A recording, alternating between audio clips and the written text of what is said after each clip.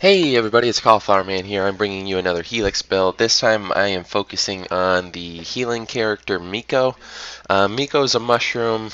How exactly he can move around as a mushroom, I don't really understand.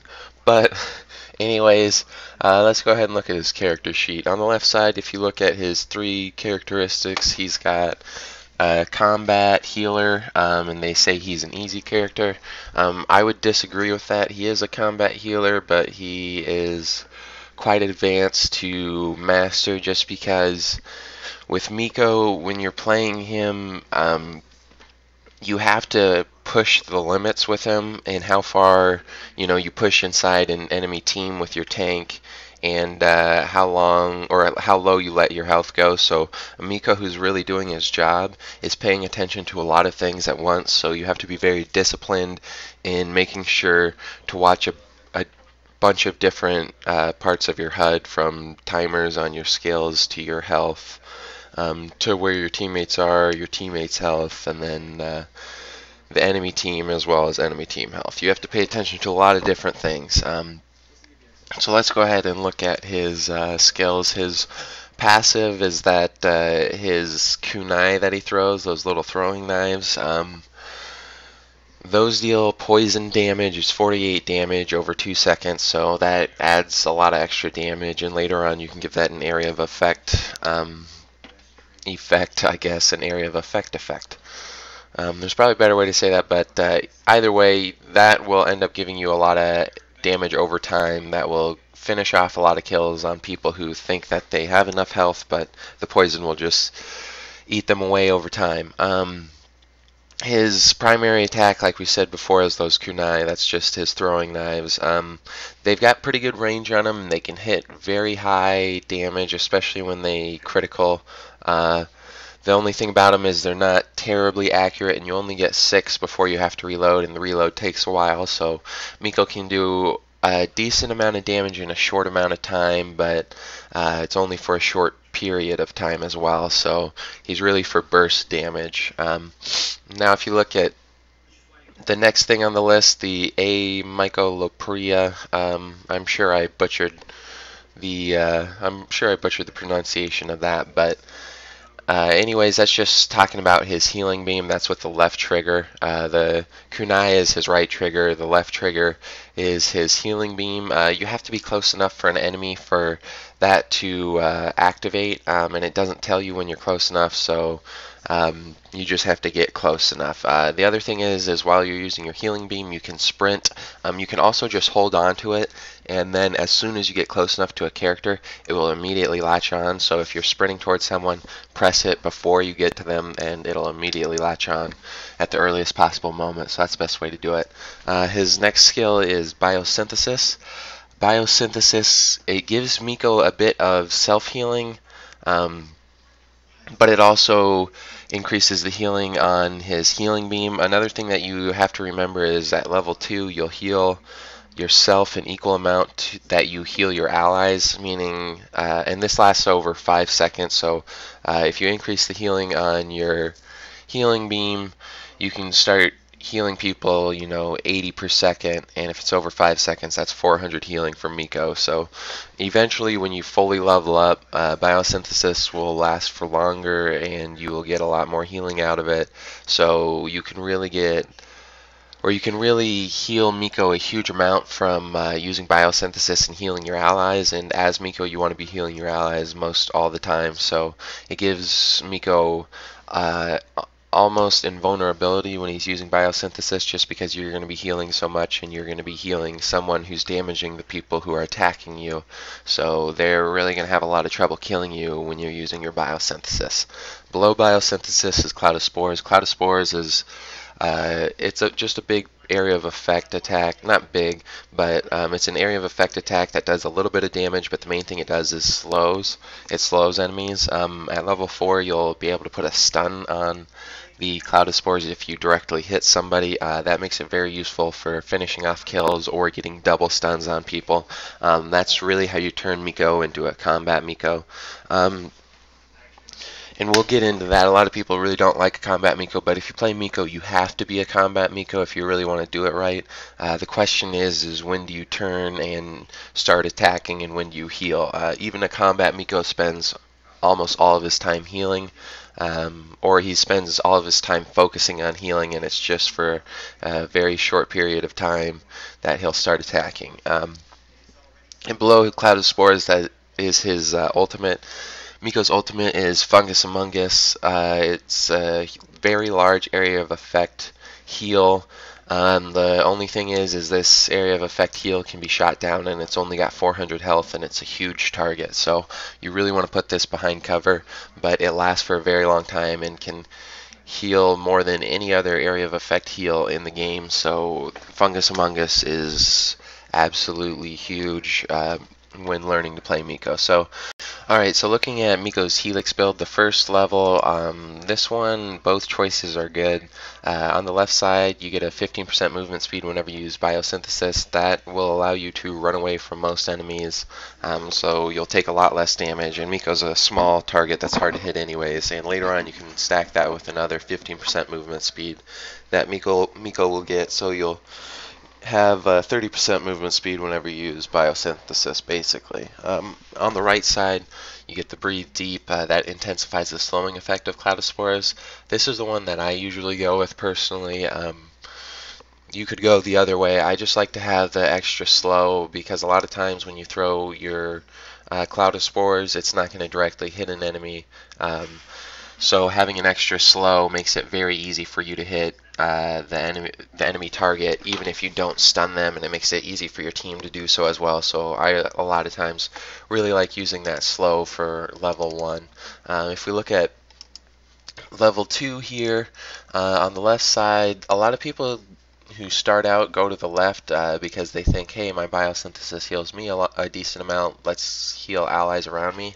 And although it's true that it does heal quite a bit, this really isn't how you want to play Miko. Miko is best playing as a pocket Miko, just sitting in someone's pocket. That means you basically focus on healing one character, and then when that character's full health, you go do other things. And you can't do that if you can't heal Miko himself a lot, and the regenerative aura on the left doesn't increase Miko's self-healing at all, so it's not something that I really will usually go with. On the right side, this makes it so as much as you heal an ally while using Biosynthesis, you heal yourself. So I always like to go on the right side here. This makes it so you can basically heal yourself from basically dead back to full health. It's really hard not to heal yourself a full amount when you have that, because you already get 250 from Biosynthesis, and then whatever you heal your ally, you heal yourself. It's a great level that really allows you to push very deep into enemy lines, and then once you get weak, you use that, and so a lot of times the enemy will think they're going to kill you, but they just can't. So now level 3. Level 3 is a very interesting level because you can really choose any of the 3, and a lot of people aren't going to like me for saying this, but it's true. If you're good at Miko, you can choose any of the 3, and they're all great choices. On the left side, you have a 15% cooldown on all skills.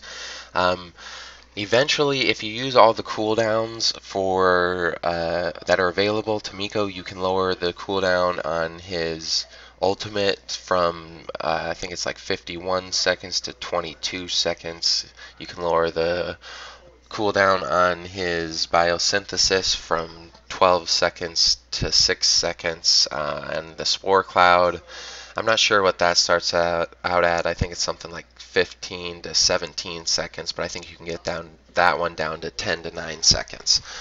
Doing Miko with a cooldown build is one of the funnest things in game. It's one of the most powerful things in game. I think that's the best way to do it, so I usually go left.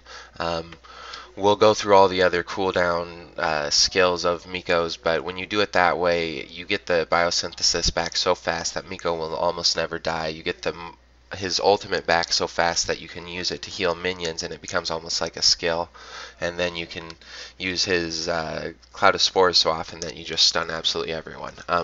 The other thing that's good about lowering the cooldown time is you actually still can compete with the healing done by the the middle mutation. A lot of people go with that middle mutation that gives plus 13 health per second. It's not always the best just because that is good at lower levels, but lowering the cooldown on your biosynthesis will eventually heal your allies 50% more while you're using it. So whenever you get that, 50% more is a lot more than 13 health per second. Late game, that's almost like 50 to 60 health increase. So late game, you'll get a lot more healing by decreasing your cooling time than increasing the healing on your healing beam by 13 per second. And then on the right side, if you want to do an attack Miko, that's the way to go. I wouldn't do an attack Miko unless you have at least one other healer. If you're running 3 support, definitely do an attack Miko, and you can absolutely destroy enemy Battleborn. The 50% reload speed means that Miko throws far more kunai. Another thing that's good about it is having quicker reload speed actually increases the amount that Miko heals, simply because you spend less time reloading, which means you'll have more time to heal.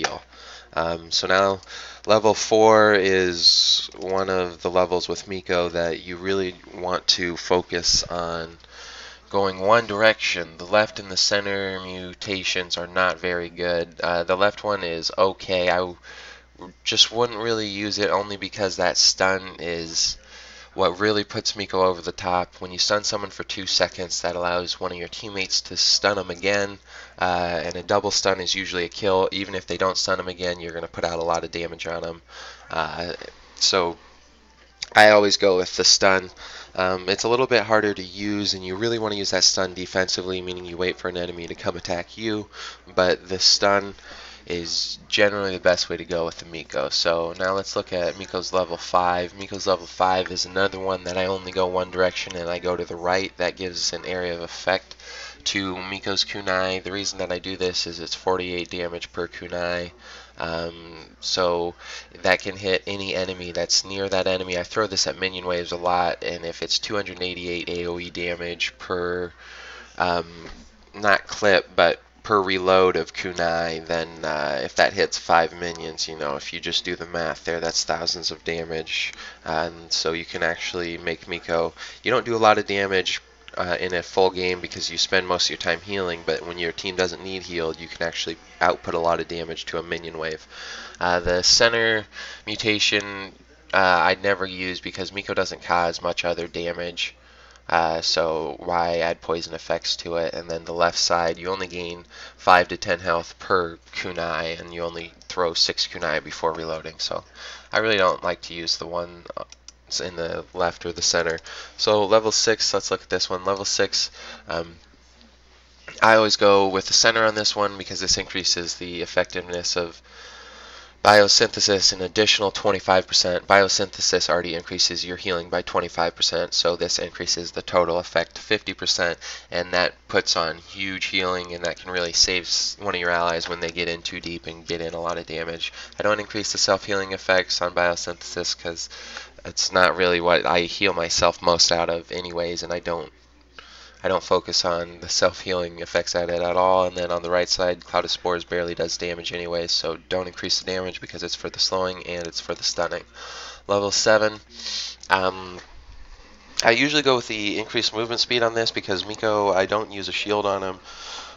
He has no shield, so anytime you're taking damage, which is most of the time, you'll get a 15% movement speed boost, and 15% movement speed is big, especially with melee characters, because that means as long as you're sprinting, you won't take damage for a sustained period of time.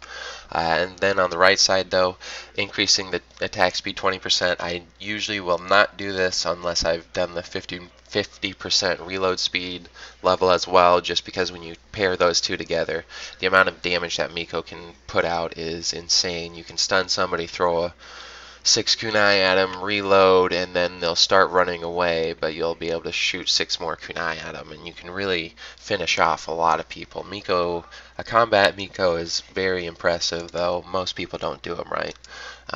Then level 8, Actually, level 8, this one's a toss-up. I usually like to go with cooldown time just because I usually build Miko as a cooldown Miko. The 30% cooldown means if you're healing someone full-time with biosynthesis, the counter on or if you're healing someone full-time and you're actually healing an ally, you can't you can't be connected to an ally who has full health. You have to actually be healing that ally. The cooldown on your biosynthesis ticks down faster. It doesn't actually take away those seconds. It just makes the time go at 30% faster, so your cooldown comes quicker. But anyways, when you stack this with cooldown gear and Miko's other cooldown levels, you can get 55% decrease in your cooldown on biosynthesis, and that is absolutely insane. On the right side, though, you can increase the duration of biosynthesis's effects. The reasons this can be good is that you can stay inside the battle longer as Miko. I generally don't like this because I feel like I can stay alive for the 6 seconds in between each biosynthesis if I do the cooldown timer, just because I play Miko pretty well and I can evade damage very well. So I usually go to the left, but the right side is very good, and it's probably better for beginners. Level 9 here. On level 9, I usually will go to the left side for the simple reason that the Cloud of Spores area of effect, it's not very large, so when you increase it 50%, it'll hit a much larger area, and that's good because when an enemy runs through it, if it's a larger area of slow, they'll be slowed for a longer time. Increasing the duration that it lingers isn't always the best thing, just because usually the area of effect is small enough that they won't be caught in it for 6 seconds. I can see if you're used, instead of using the stun on level 4, if you went to the left and then had the slow in the entire area that the spore sack was thrown, but like I said, the stun is usually vital to Miko as a character, so I would go with the stun and then go with the area of effect on level 9. For level 10, this one, again, it depends on how you want to play Miko. I just wouldn't use the choice on the right. It's a lot of damage, the choice on the right, but you really want to use the Fungus Mungus for healing. I almost always use the cooldown choice on this one. Even if you're not doing cooldown gear, 50% cooldown time on the mushroom makes it come back every 30 seconds. A lot of people have skills that come back, in every 22 seconds, so it makes your ultimate almost a skill, and when it comes back every 30 seconds, you can throw it up with your minions, and then you can let it get destroyed, because by the time it gets destroyed, you'll probably have another one back already. A lot of people try and put the increased health on the mushroom. I don't like this because the mushroom's a big target, and if somebody wants to kill it, they're going to kill it, so the only way to keep it alive is to keep it behind cover. So for level 10, I generally go for that cooldown timer, although a lot of times you won't get to level 10. So now let's go ahead and look at Miko's gear. Miko's a character that you can do a lot of different types of gear setups. I'll just show you the one I'm using right here. You can think of a lot of different ones. I'm just going to give you the rationale for why I'm using the one that I am. I have a shard generator on him because I like to get shards. That way I can buy more buildables and level up quicker. I'm using one that decreases his skill damage, because the only skill damage he does in my builds is with the damage with his stun spore, and that's not much damage anyways, so I don't mind decreasing that just so I can get 2 shards a second without having to pay for my shard generator. Now if I look at my next gear, it's heal power gear and healing received gear. It gives me both. There's a negative cost for my shield recharge per second, but Miko doesn't have a shield, so that negative just makes this gear cost less for me, so that's why I'm using this one. I'm not sure if you necessarily need to increase the healing received by Miko, so sometimes I'll just focus on having that heal power as high as I can go, but the one thing that's nice about having increased healing received is then I don't have to put on health regeneration gear or something like that. It makes me feel more comfortable not doing that. And then finally with Miko, I have gear that increases his health. I do this just to protect myself from different ultimates, like an Arendi ultimate or an Eldragon ultimate or anything like that, or if I get stunned. It gives me a little more health, that way I don't just get killed immediately if they target me. I've got a lot of self-healing, so I don't have to worry about healing, but I need to give myself enough health. That way if I do take a lot of damage before I can heal myself, I'm still going to survive. Like I said, that's how I like to play Miko. With Miko, basically all you want to do is heal your teammates up, You want to stay on that L button as long as anyone's hurt at all. Everyone should be at almost full health, at above 80% health before you attack, or the person you attack should be at below 50% health, and then you must immediately return to healing after you attack.